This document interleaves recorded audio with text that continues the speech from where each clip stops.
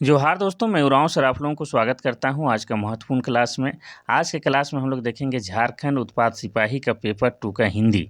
ठीक है, और हिंदी में क्या पढ़ना है तो आप लोगों को पढ़ना है कृतिका भाग 2, क्षितिज भाग 2 और व्याकरण पढ़ना है। जिसमें जो है कृतिका भाग 2 से जो है 4 क्लास ऑलरेडी हम अपने चैनल में अपलोड कर चुके हैं और क्षितिज भाग 2 से भी बहुत सारे क्लास हम अपलोड कर चुके हैं। और व्याकरण की रही बात तो उसका भी कुछ दिनों के बाद उसका भी क्लास शुरू कर देंगे। ठीक है, और आपको बता दें कि आज हम लोग क्षितिज भाग 2 ही देखेंगे और उसमें क्या देखेंगे, माननीय करुणा की दिव्य एक चमक, ये पाठ देखने वाले हैं।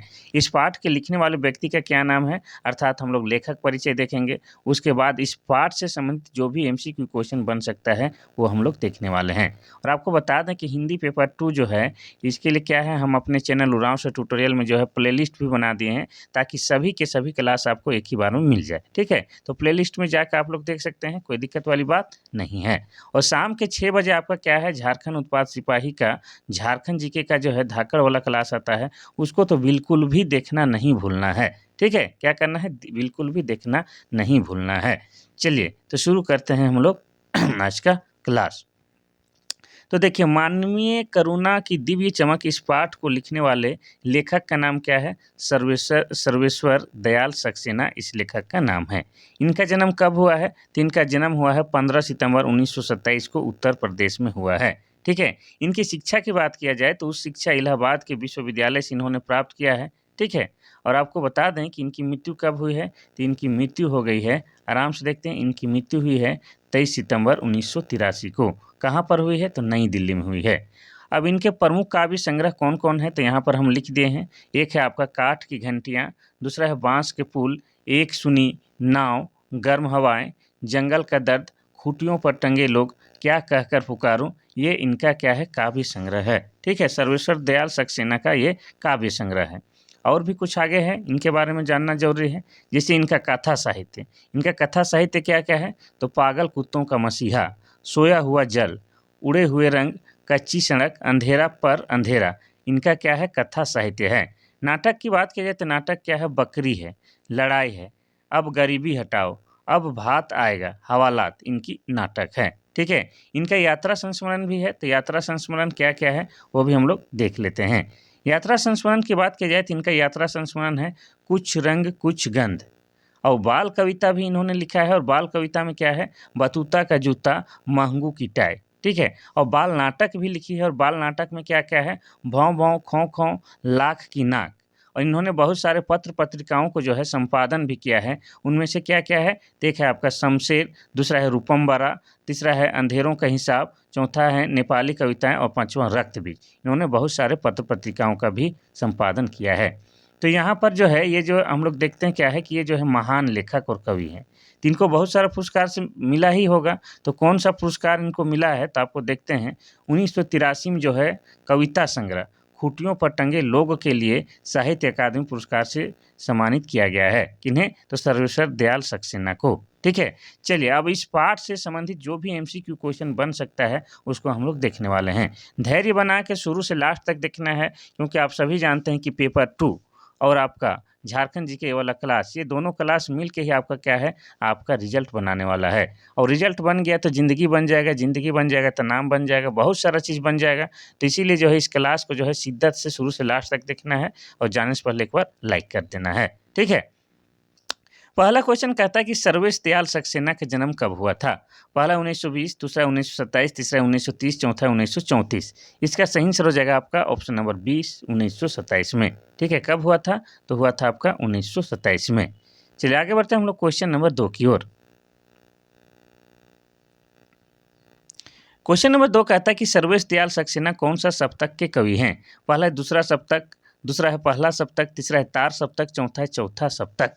इसका सही आंसर हो जाएगा आपका ऑप्शन नंबर सी, तार सप्तक के कवि हैं कौन, आपके सर्वेश दयाल सक्सेना। आगे बढ़ते हैं हम लोग क्वेश्चन नंबर 3 की ओर। क्वेश्चन नंबर 3 कहता है कि फादर के संस्कार किस धर्मगुरु ने किया था। पहला है फादर डिसूजा, दूसरा है फादर पास्कल तोयना, तीसरा है फादर एंड्रे और चौथा इनमें से कोई नहीं। तो इसका सही आंसर हो जाएगा आपका option number B, father Pascal तोयना ने क्या है, ये फादर का धर्म संस्कार या संस्कार धर्म किया था, इतना आपको याद रखना है। ठीक है, चलिए आगे बढ़ते हैं हम लोग क्वेश्चन नंबर 4 की ओर। क्वेश्चन नंबर 4 कहता है कि नम आँखों को गिनना स्याही फैलाना है, कथन का आशय क्या है? यानी कि नम आँखों को गिनना स्याही फैलाना है, इस कथन का अर्थ क्या होगा? पहला है रो रो कर आँखें काली करना, दूसरा है खूब ज़ोर-ज़ोर से रोना, तीसरा है रोने वालों की संख्या का अनुमान ना लगा सकें और चौथा इनमें से कोई नहीं। तो इसका सही आंसर क्या हो जाएगा? इसका सही आंसर हो जाएगा आपका ऑप्शन नंबर सी। रोने वालों की संख्या का अनुमान ना लगा पाना ही क्या कहलाता है?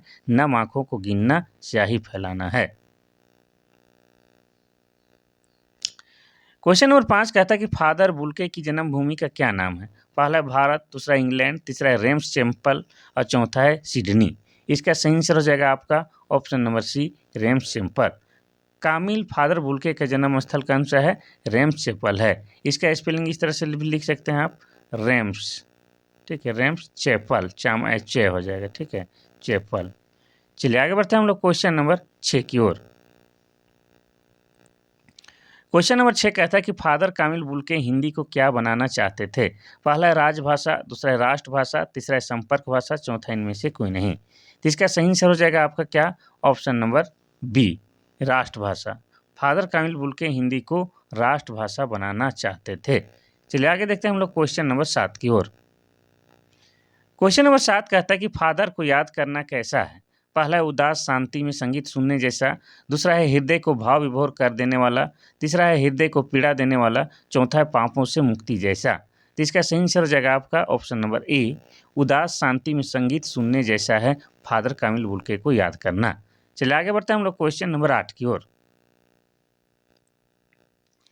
क्वेश्चन नंबर 8 कहता है कि परिमल किसका नाम था? पहला है एक साहित्यकार, दूसरा है एक जानवर, तीसरा एक साहित्य संस्था का, चौथा एक नदी का। तो इसका सही आंसर हो जाएगा आपका ऑप्शन नंबर सी, एक साहित्य संस्था का नाम क्या है? परिमल है, ठीक है, इतना आपको याद रखना है। चलिए आगे बढ़ते हैं हम लोग क्वेश्चन नंबर 9 की ओर। क्वेश्चन नंबर 9 कहता है कि संत जेवियर कॉलेज रांची में फादर किस पद पर रहे थे? पहला है कुलपति के पद पर, दूसरा है अंग्रेजी विभाग के अध्यक्ष, तीसरा है हिंदी और संस्कृत विभाग के अध्यक्ष, चौथा इनमें से कोई नहीं। तो इसका सही आंसर हो जाएगा आपका ऑप्शन नंबर सी, हिंदी और संस्कृत विभाग के अध्यक्ष रहे हैं कौन? आपके father Camille Bulcke Saint Xavier college में, ठीक है। क्या क्या पद पर रहे हैं? तो हिंदी और संस्कृत के विभाग अध्यक्ष के पद पर रहे हैं कौन? तो father Camille Bulcke. Question number 10 कहता है कि फादर बुल्के ने कौन सा कोर्स तैयार किया था?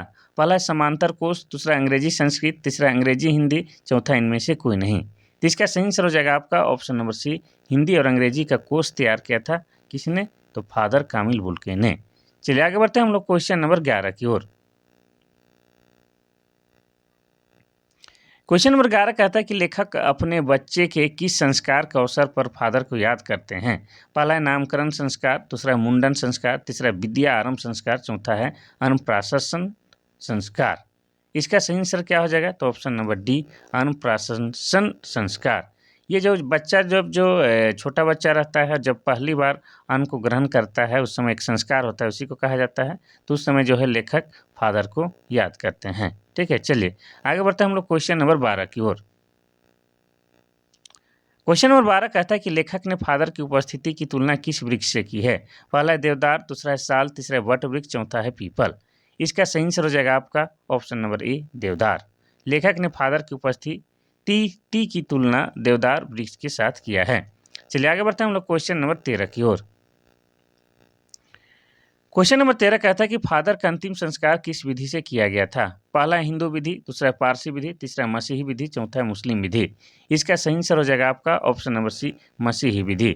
जब फादर कामिल बुल्के की मृत्यु होती है तो उनका जो अंतिम संस्कार मसीही विधि यानी कि क्रिश्चियनिटी की रीति रिवाज से की गई थी। क्वेश्चन नंबर 14 कहता है कि घर के उत्सव में फादर की कौन सी भूमिका होती थी? पहला बड़े भाई की, दूसरा है पुरोहित की, तीसरा है बड़े भाई और पुरोहित की, चौथा छोटे भाई की। इसका सही आंसर हो जाएगा आपका क्या? ऑप्शन नंबर सी, बड़े भाई और पुरोहित की, ठीक है। कामिल फादर बुल्के की भूमिका कैसी होती थी? तो बड़े भाई और पुरोहित के रूप में जब भी घर में उत्सव होता था। क्वेश्चन नंबर 15 कहता है कि किसी के दुख में फादर का व्यवहार कैसा होता था? पहला अपेक्षित, दूसरा है आनंदपूर्ण, तीसरा है कट्टू, चौथा है संत्वनापूर्ण। इसका सही आंसर हो जाएगा आपका ऑप्शन नंबर डी, संत्वनापूर्ण। जब भी किसी के पास कोई दुख की घड़ी आती थी तो फादर का व्यवहार कैसा होता था, तो सांत्वना पूर्ण होता था, सांत्वना देने वाला होता था। Question number 16। क्वेश्चन नंबर 16 कहता है कि रिश्तों के संबंध में फादर बुल्के के क्या विचार थे। पहला है रिश्ते धागे के समान होते थे, दूसरा है रिश्ते टूटते रहते हैं, और तीसरा वह रिश्ता निभाना नहीं जानते थे, चौथा वे रिश्ता जोड़कर तोड़ते नहीं थे। इसका सही आंसर क्या हो जाएगा, तो ऑप्शन नंबर डी, वे रिश्ता जोड़कर तोड़ते नहीं थे। यानी कि फादर जो है जिससे भी रिश्ता जोड़ लेते थे उस रिश्ता को पूरे मरते दम तक निभाते थे, तोड़ते नहीं थे। क्वेश्चन नंबर 17 कहता है कि फादर बुल्के दिल्ली आने पर किससे जरूर मिलते थे। पहला है लेखक, दूसरा है नेता, तीसरा अभिनेता, चौथा अपने मित्रों से। इसका सही आंसर हो जाएगा आपका ऑप्शन नंबर ए, लेखक से। तो डॉक्टर कामिल बुल्के जब भी दिल्ली आते थे तो लेखक से जरूर मिलते थे। लेखक यानी कि सर्वेश्वर दयाल सक्सेना से जरूर मिलते थे। ठीक है, चलिए आगे बढ़ते हैं हम लोग क्वेश्चन नंबर 18 की ओर। क्वेश्चन नंबर 18 कहता था कि फादर को याद करना लेखक के लिए कैसा संगीत सुनने जैसा अनुभव है। पहला है मधुर संगीत, दूसरा है कर्कश संगीत, तीसरा है उदास शांत, चौथा इनमें से कोई नहीं। तो इसका सही आंसर हो जाएगा आपका ऑप्शन नंबर सी, उदास शांत संगीत सुनने जैसा अनुभव है लेखक को फादर को याद करना। चलिए आगे देखते हैं हम लोग क्वेश्चन नंबर 19। क्वेश्चन नंबर 19 कहता है कि फादर कामिल बुल्के को पद्म भूषण से सम्मानित कब किया गया था। पहला 1972, दूसरा 1974, तीसरा है 1976, चौथा 1978।